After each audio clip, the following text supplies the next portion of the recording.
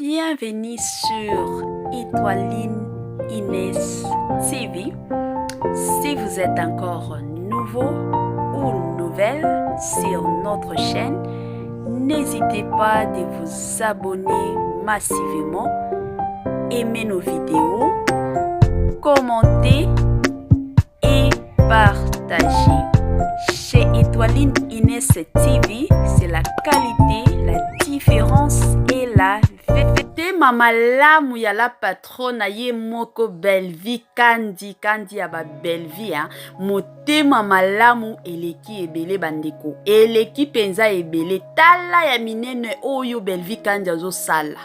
Belvi kandi azo lembate azo sala ka bolamu chaque jour pe bolamu wana ezo gangaka partout place nyonso azo tambolaka bolamu oyo azo salaka ezo ganga bandeko ezo ganga kosala bolamu eganga kaka eganga ka bandeko salut cher Bouchou, salut cher abonnés, salut cher connaissances, salut surtout les amis de Étoiline Inès TV. J'espère que vous allez bien. Quant à moi, je suis bel et bien super bien par la grâce de Dieu.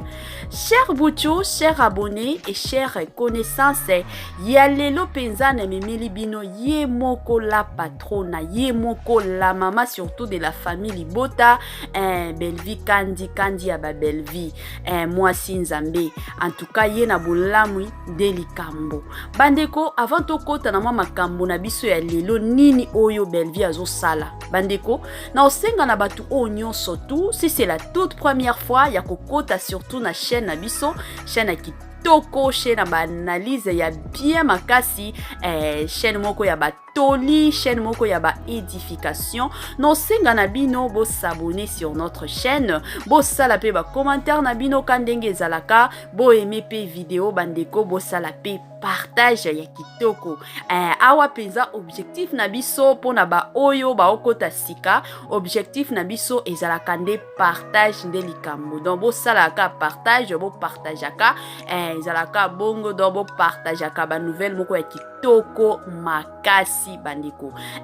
Pona batu mosusu kandenge boyebi, chaîne na biso ezala chaîne moko ya Nzambe, chaîne moko ya bana Nzambe. Donc awa penza to finga kana biso te, to finga kate to yaka penza pona opesa bino ba analyse, kopesa bino ba information, soki pe muto asali bolamu tokoya kolobango. Donc ezala mwa bongo.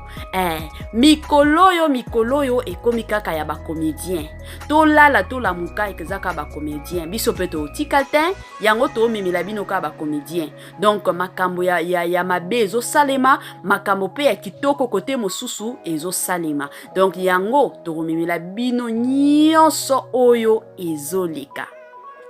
Bandeko ya malamu nini ezoleka na Belvi kandi. Bandeko, je suis sûr que ebele ya batu déjà ba mona photo ya ndeko na biso comédienne na biso ya kala makasi. Batu ebele, je ne sais pas ceux qui bako se rappeler na elongi oyo to bako se rappeler te. Mais pona ba oyo bako se rappeler te na ko relater mbino mwa histoire ya ndeko na biso oyo azolela. Kombo na ye aza comédienne généreuse. Wana penza nde kombo na ye bandeko, abandaki ko jouer depuis kala. Et ye ko salaki asalaki accident. Asala accident, ça fait presque 4 ans oyo asalaki accident penza ya mabe. Azaki na moto, suko na moto wana nde mutuka eyaki kotuta bango. Donc akota ki ba hôpital, akota kutu na ba émission mosusu abando senga ba aide batu ba sunga ye pona ba soin na ye parce que accident wana ezaki ya mabe makasi kutu ebele ya batu babando kanisaki akokufa akobika te. Ba mosusu kutu babando kanisaki ata soki abiki akotambola lisusu te. Gloire au Seigneur, na moma oyo tokoki kopesa bino kutu information ya kitoko, good news ya kolobaki ndeko na biso oyo na kombo ya généreuse lelo azotambola, bien ki azotambola na mwa ko boite ya muke mais azotambola na ye mwa kitoko. Donc Nzambe azaka munene, Nzambe azwaka lokumu pona bolamu o nyonso azosala. Bandeko nanga makambo eza nini? après accident na ye, après traitement na ye, ndeko na biso comédienne oyo généreuse, mutu te abenga ye lisusu akende ko jouer. Batu nyonso babwaka ye. Babande lisusu kobenga ye te na ba film, babande kobenga ta mukete ata kobenga pona kotuna ye ndenge nini santé boye boye te. Ya kokamwa eza que jour moko kana ba semaine oyo azaki kana ndako. Ayoka ta téléphone et sonné. Amituni nani mutu obenga oyo. Ayamba boye la patrona Belle-Vie Kandi ya ba Belle-Vie. Batu mosusu kutu ba ko utiliser ba secrétaire na bango. Ngana ko benga te parce que je suis la patrona. Mais Belle-Vie atala wana te. Alobi na miso nzambe biso nyonso tozaka na niveau moko, tozaka na pied d'égalité moko. Nga moko na ko benga. Nde aye ko benga généreuse. Tango ayambi atuni eboni oza bien. Alobi eza nani? Nde ayebisi ete ezanga Belle-Vie Kandi bala moko ndeko na biso akomi kolela. Nde ayebisi est-ce que moyen eza tokutana tomonana to solola. Ye pa alobi pas de problème, apesi pe adresse. Aloba pesani pe ba rendez-vous na ya RTL boye boye. Ye pe andimi bandeko. KR wana la patronne apesaki ye. Nde bakendaki bakutani. Tango bakutani kaka aye ko proposer que non nazana film moko boye boye nazana posa oya ko jouer. Yende kona biso ya mwasi ayebisi ye. Oyebi bien ke nazo tambola na koboate na otambola bien te. Siko na ko jouer ndenge nini. Ye la patronne Atalia Seki. Alobi na yete. Ata soki ozo boite, ata soki ozo sala ndenge nini, nga naza na posa o apparaître na film o na sala sika. Naza vraiment na posa o kota na film ya sika. Bandeko, batu mosusu batalaki ndenge comédienne na biso généreuse bando boite balobi atokoya ko sala nini na film. A sala nini, vaut mieux atikala na ye. Aleli jour wana pas possible. Ya bando kanisa peut-être ezaka baje ba pesani pe rendez-vous pour akende na tournage bandeko ko sala jour wana alobi ye moko parce que nga na memaka nanga ba voix ya batu awate nga na landaka maloba nyonso na ye ko pesa bino message na boya kananga ba droit d'auteur ezalaka bongo tango bandeko ye ko kende na jour à tournage aye kokuta batu bazo jouer batu a famille libota alobi façon bayamba ye donc à se sentir penza na famille à se sentir na balobaka azana kati ya famille yango façon bando se sentir kitoko wapi bayamba ye kitoko makasi donc à sepela ki mingi makasi ba jouer ne ba dezalaka moi ba tournage na bango tango tournage wane sili ye moko la patrona aye amami ye kaka loboko ndenge ezalaka fini mwa mbongo na loboko apesi ye alobi na ye esunga yo pona transport parce que osala ba ne ebele osala kate oyo ata muke esunga yo na transport ye kutu selon ye alobi abando kanisa peut-être ezata $5 to $10 bandeko tango aye ko kende ye moko alobi soki mutu apesi yo quelque chose ezala bien te ofongolango na miso abatu te alobi akeka place azalaki ye moko afongola boye $100 o la patronne apesa ye pour na transport.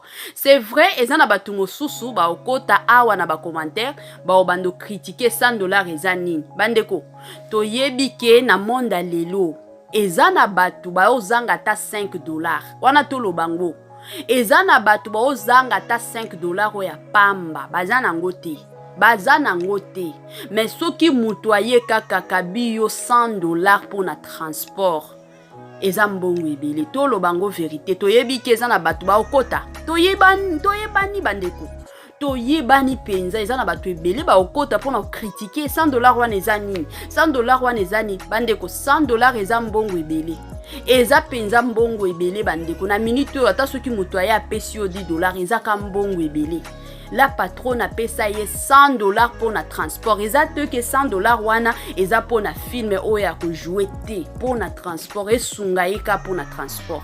Bandeko, biso moko toyebi la patrona aza mwasi oyo aza penza na motema malamu, motema moko ya kosunga makasi wana tolo bango. Yango na lobaka awa na yaka vraiment soki muto azo sala bolamu na oloba bolamu na ye. Soki muto azo sala pe mabe na koya na opesa conseil na kosala analyse ke mutu oyo penza oyo alobi eza mabe, oyo azo sala eza mabe, eza chaîne bana nzambi. Ezala mwa bongo. Donc naza nanga na ba parti prité que non na linga la patrona koleka batu nyonso te. Soki dina na la douce sali malamu na koya kolobango. Soki mamsa sali malamu na koya kolobango. Soki peshanga s'il peshanga sali malamu en tout cas bomo nanga na koya. Soki pe ba sali mabe en tout cas na koya lisusu pona olobango. Donc naza mwa bongo wana boboye banga déjà. Donc eza mwa bongo bandeko bolamu eleki ebele ya la patrona bino moko boyebi mama loso aza parmi ba témoignage o tokoki kopesa lelo boyebi bien histoire ya mama loso abando jouer ba film depuis kala makasi mais eyaki kosala ki ezaki na ta moko mama loso babanda ile susu ko benga ete ebele ya batu kutu bakanisa kike mama loso yo atiki ba makambo ya théâtre babanda ki ko benga ele susu te na ba film abando jouer te ata mukete mais mutu oya sala kike lelo batu bakomi kolobela lisusu mama loso eza belle vie wana to lobango vérité wana penza to lobango bandeko belle vie nde mutu aliboso penza ayaki akendaki vraiment kokoluka mama loso aluki ye lisusu pour que lelo na ba film ebele abandokota lelo na ba film ebele batu baya ko reconnaître ye lisusu mama loso belle vie mutu akendaki penza koluka ye. La plupart à batu oto mona na ba théâtre neti ba orgazi wana ba tournaka ba théâtre ba do tourner na bango kala na ba film ebele toto yoka bango te ba mama esengo wana nyonso mais toye komona bango lisusu epa ya belle vie. Donc ye penza kenda kolokota batu kozwa plutôt batu kolokota te kozwa penza batu oyo babando yoka na lisusu te batu oyo babando jouer place mosusu te donc bazaka boye ake penza ake ko fuye amemi bango wana penza oyo belle vie asalaka mingi makasi côté wana penza nzamba opambola ye mingi nzamba continue toujours kopambola ye tolanda ki jour moko émission wana isalaki nga bien et puis émission wana pe ete ya kinga mwa ebele émission wana ezalaki émission ya Gabi Tumba akotaki c'était l'année passée année passée akotaki pona koloba bolamu ya Belle Vie Kandi alobino Belle Vie Kandi azokaba mingi ebele abatu bazo profitaka ye et puis nako profitaka ye ebele abatu ba o apesaka na mukongo na bango batongaka Belle Vie yango il faut azalaka na limite ya kokaba. Il faut azala penza na limite ya kokaba. Bandeko, ba makambo oya Gabi alobaki, to condamné ete ke non ya Gabi za motema mabe oya Gabi boye te, to condamné yete. Mais eloko photo yeba, ezana batu oyo babotama na kokaba. Mutu penza abotama na kokaba, ata soki azui ba déception ya ndenge nini na vie, ya o continuer na eka kokaba. Parce que abotama nango. Abotama penza nango neti ya ba Belle Vie Kandi eza eloko oyo abotama nango abotama penza na kokaba yeso ki aza na eloko motema na ye ezo sala ye mal à l'aise e o sala ye penza mal à l'aise faut kaka na pesa il faut kaka na kaba il faut kaka batu mosusu baza bongo ebele batu baza penza bongo eza pe na batu mosusu basi ba comprendre secret ya kokaba. Kokaba oyo eyaka na ba bénédiction ebele makasi. Bino moko boyebi déjà Bible yebisaka biso la main qui donne c'est la main qui reçoit. Donc tango loboko no ezo pesa e opesa na gauche droite pe ezo recevoir. Ezala mwa bongo. Donc ezana batu mosusu basi ba comprendre déjà vérité ya kokaba.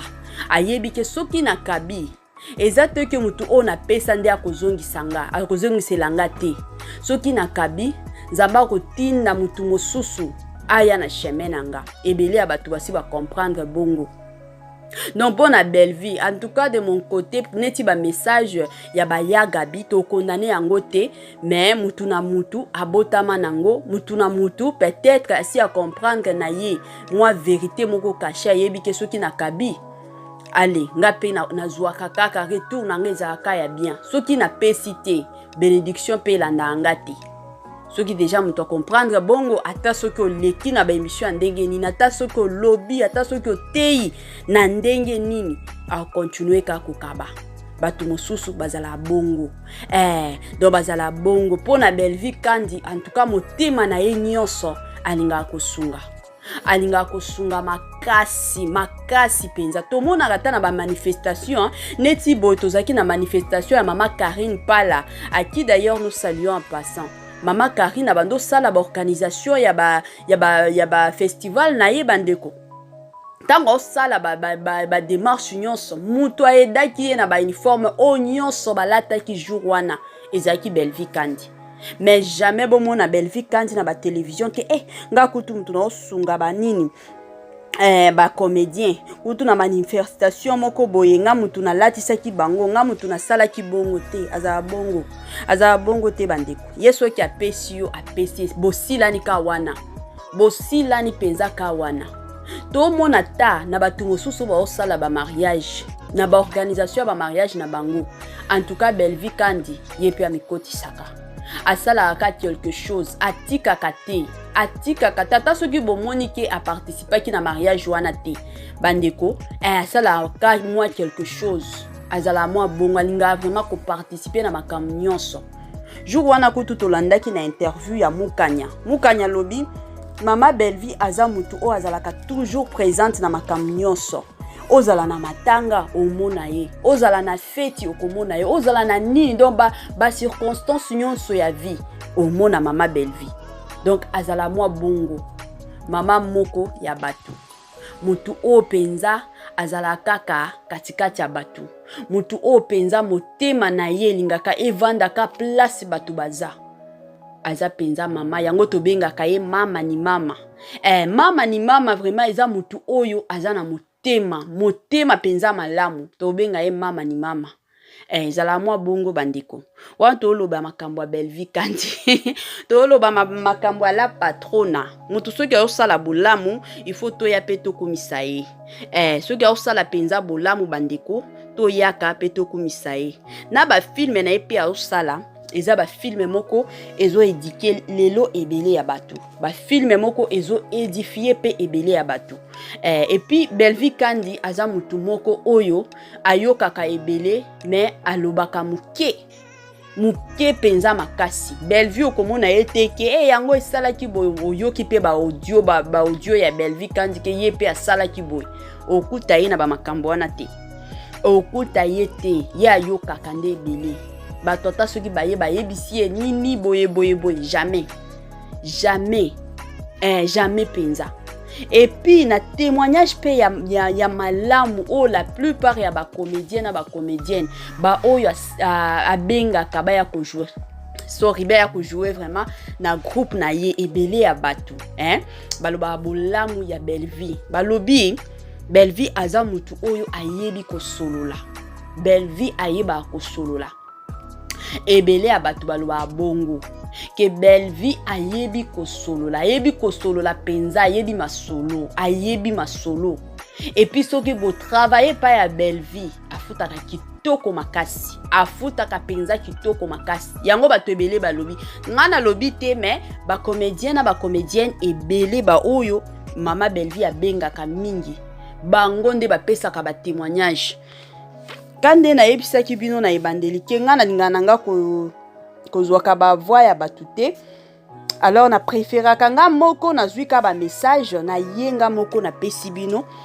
kandenge ezalaka donc eza ba message otoyoka epa ya batu mosusu ke mama belle vie asololaka kitoko mama belle vie pe afutaka batu na ye bien makasi donc soki abengi yo ke no jouer pa na ye yeba déjà ke afuta yo bien aofuta yo bien wana penza mama Belle-Vie.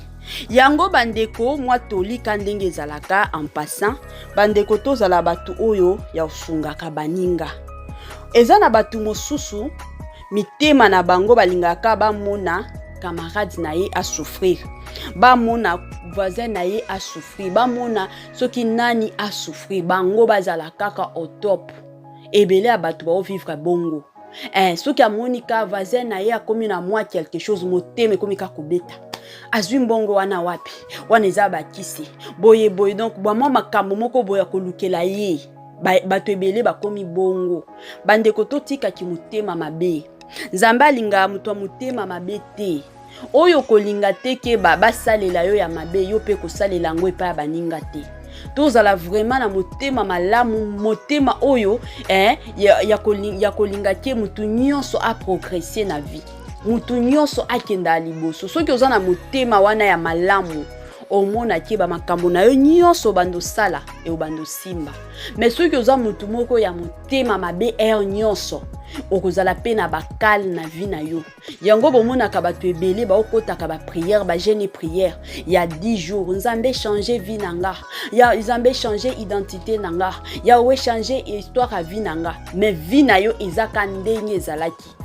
Batu nyonso quartier mobima bayebi ke mama wana na papa wana basambelaka, couple wana ezala couple batu moko basambelaka. Bandeko ata soki osali ba jeûne ya 30 jours, osali ba jeûne ya 40 jours, osali ba jeûne ya 100 jours, soki motema na yo eza motema mabe, soki motema na yo oza mutu ya jalousie, oza mutu oyo olingaka avancement ya batu mosusu te, ozolekisa ta na yo pamba na ba prière, ozolekisa penza ta na yo pamba na ba prière. Zala mutu oyo alingi baninga, zala mutu oyo alingi avancement ya batu mosusu. Dans la vie eloko oyo foto yeba toyaki kosala course na mokila wate. Mutu na mutu aza na vie na ye, mutu na mutu aza na temps ya bénédiction na ye, mutu na mutu aza na temps na ye, aza na saison na ye. Wana penza toyeba peut-être ya yo et ozala na 2026 ya voisin na yo to ya camarade na yo eza nango soki na 2023 oyo soki 2024. Alors soki camarade na yo to voisin na yo lelo nzambe asali ngolu, lelo vie na ye changer, lelo identité na ye changer, koyokela ye jalousie te. Tobotama jour moko te, mutu na mutu abotama jour na ye. Wana toyeba kutu ata na ba jumeau to ba jumelle babota bango jour moko, mais ba heure to ba minute et ça la moi différence. Mais au moins ata ba jumelle babali oyo mosusu wana baye kobala ye après ceux qui 2 ans, après ceux qui 3 ans. Wana pona kolakisa nini ke mutu na mutu azalaka na tana ye, mutu na mutu azalaka pe na saison na ye. Donc vie ekenda bongo. Koyoka jalousie te dans la vie. Koyoka jalousie te non parce que ya kozwa ndenge nini. Nga mutu d'ailleurs na lakisa ki ye ndenge basala kabo. Yo mutu lakisa ki ye. C'est vrai. Mais yebaki mutu na mutu azalaka na bénédiction na ye, mutu na mutu azalaka na appel na ye, mutu na mutu azalaka na ta na ye. Alors biba moi jalousie wana ezanga tina bandeko tolongolango eza na batu mosusu ki jalousie wana ekomi neti ya kinduki wana toloba mutu azo sambela ba jeune na ba jeune azana kutu na jeune tolobango nani maka mosusu esekisaka epesa ape kanda mutu azana ba jeune et prière. Mais soki amoni ndeko tel asombi lopango, soki asombi mutuka ye mutu azana jeune tala ba oyo ata yo moko nzambe ka ba wana nde ozopambola bango biso ozopambola biso te. Pourquoi yaya mutu na mutu azana ta na ye, mutu na mutu azana saison na ye. Zala motema malamu ata soki osali ba jeûne et prière te, soki ozaka mutu oyo motema na yo eza pur, motema na yo oyokelaka mutu te jalousie to oyokelaka mutu te ki motema mabe. Mama, papa, omona makamu na yo nyonso yo bando tambola. Okomona makamu nyonso ozosala ezokendaka liboso. Mais soki oza na esprit wana ya jalousie, oza na esprit wana ki motema mabe, mama, ba makamu nyonso ko bando sala omona kake avancement ekozala nango te. E ozala kake ozolekisa na yo ta na yo pamba. pamba penza ata na yo pamba alors tozala motema malamu tozala na motema malamu donc ata soki omoni évolution epai ya mutu sepela penza soki moninga na yo azwi mwa eloko soki moninga na yo azwi mwa promotion na mosala sepela lelo tomoni ebele ya bato bakomi koboma pe bato. Pourquoi? Peut-être mutu wana nde amemaki yo na mosala amemi yo yebaki eloko te alakisi yo mosala ndenge ezalaka makambo nyonso omoni ka le même mutu oyo amemaki yo na mosala mwa promotion eye ezwi ye akomi kozwa mwa bambongo ka yo mutu amemaki yo na mosala okomi koyokela ye jalousie. Donc bango nde ba chef boye mbala moko soki poison mbala moko okie kokota soki kindoki po boma moninga na yo mutu aedaki yo mutu o penza asungaki yo yango lelo ebele ya bato bakomi kobomana pona ki jalousie ki motema mabe mutu nyonso alekanga te akolekanga na ndenge nini nga pe babotaki nga 9 mois navandaki na libumwa mama na nga panda 9 mois akoya kolekela nga ndenge nini. Bandeko totika ki motema mabe na ki jalousie eza bien te. Mutu na mutu azana tana ye mutu na mutu azana saison na ye mutu na mutu azana ba bénédiction na ye. Donc to sepelaka na bénédiction ya moninga ya baninga toya na mokili kosala ba course te toya kosala pe concurrence te mutu na mutu azana vie na ye bandeko wana toyeba ngo place nyonso to tambolaka toyeba ke na mokili ya lelo dans la vie mutu na mutu azana tana ye azana bénédiction na ye azana oyo ezolanda ye.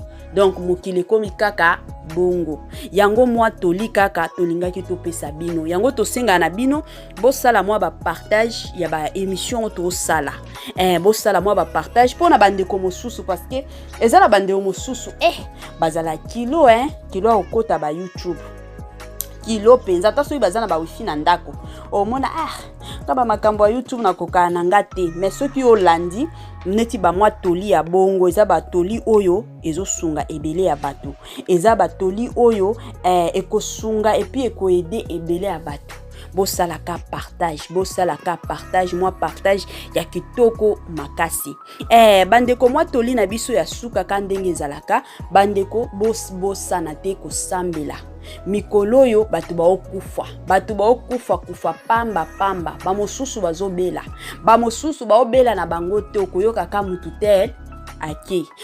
tel akufi. Alors to senga na bino bandeko bolamuka bao nyonso bazalaki penza kolala na makambo oyo etali makambo ya molili makambo ya molimo plutôt bolamuka bandeko bolamukaka bosambelaka tango la muti komisaka nzambe parce que ebele balalaka balamuka na bango te omona ka lali azana programme lobi fona voyager lobi fona sala boy lobi fo boy bandeko tango alali kolamuka eza lisusu te mais ngana yo soki nzambe asali biso ngolu to la muki avant sala makambo nyonso avant banda na makambo nyonso avant osimba ka telefone na yo komisaka na nzambe pona souffle de vie pona pema oyo apesi yo après o prier pe oyebisi nzambe na tiki journée na nga na maboko na yo nzambe protéger bana na nga nzambe protéger mobali nzambe protéger mwasi na nga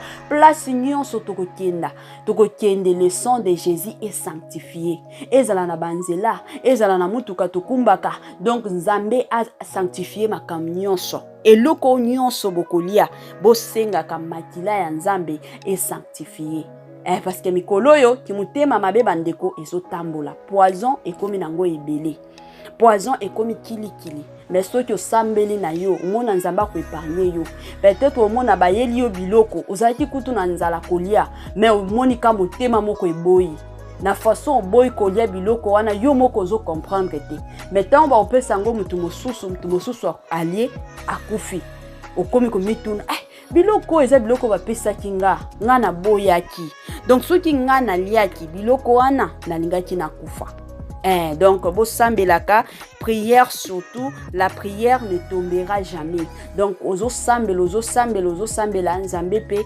azokendaka ko protégeaka yo ko épargnaka yo na ba moi ba problème mosusu kaka ndenge ezalaka.